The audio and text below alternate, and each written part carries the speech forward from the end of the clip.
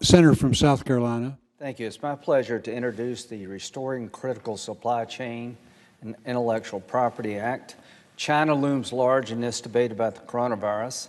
This is where the virus originated. The lying and deceptive behavior of the Chinese Communist Party has brought this pandemic to the world. It's the third pandemic to come out of China. I think it's now time for us to get serious about our dependency on China. So what does this legislation do? It has four components. The protective equipment that our nurses and doctors and all healthcare workers use to protect themselves on the front line, 90% of it's made in China. We're going to try to bring it back home. We have a Buy America requirement in this bill, a $7.5 billion tax credit to re-energize American production of PPE equipment.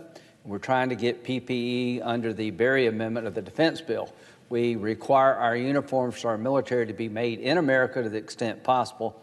We're going to try to create PPE in the same category as a national security item, and a $7.5 billion tax credit to jumpstart this industry. A lot of good jobs will come from this, and we'll be less dependent upon China when it comes to protective equipment. Senator Portman's legislation safeguarding American innovation is included. Senator Cornyn's CHIPS for America Act, and Senator Murkowski's American Mineral Security Act. Very quickly, Senator Cornyn's CHIPS Act for America creates tax incentives to return and grow a domestic semiconductor industry. A Taiwanese firm made a big decision to come to America, I think in Texas, Taiwan Semiconductors Company, and we're trying to incentivize their relocation into the United States and jumpstart a semiconductor industry that's left the country, and it's very important in the future of our economy. Senator Portman's Safeguarding American Innovation Act creates a federal research council and institutes penalties for bad actors who come to the U.S. or are here to steal important intellectual property.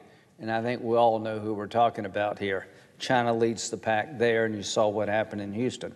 Senator Murkowski's American Mineral Security Act promotes secure and robust domestic supply chains of critical minerals by streamlining the permitting process for extraction and emphasizing R&D into critical mineral recycling and development.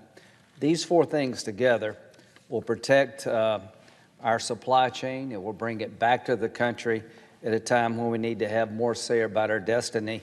The pandemic has been a wake-up call all over the board. Nothing more important to me than relocating the medical supply chain and protecting the innovation that we're known for as a country. With that, I yield.